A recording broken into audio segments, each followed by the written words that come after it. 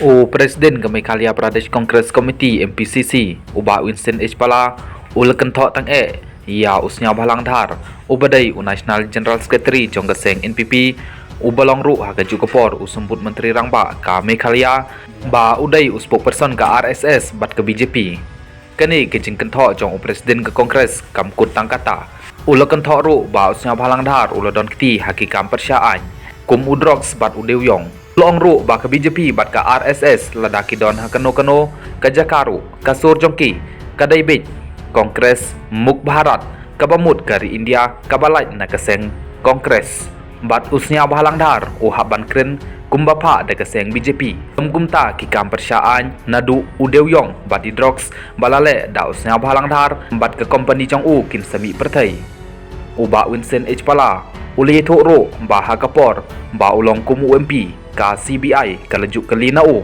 da ka bong bagi filings bat ki kam jong sniawbhalang dhar ki don ha kamit jong ka CBI bat ka por hi kan sabataya kane uai sniawbhalang dhar ong uba Vincent Pala. Sniawbhalang dhar is a spokesperson of the RSS.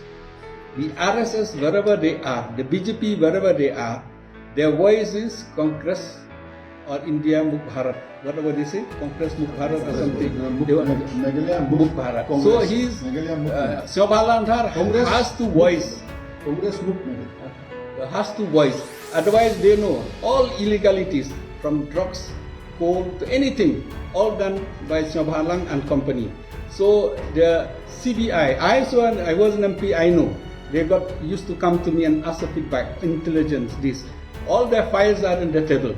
A time will come, then we'll see that who is Sniawbhalang. I'll tell you, the history will tell who is Pala, who is Sniawbhalang.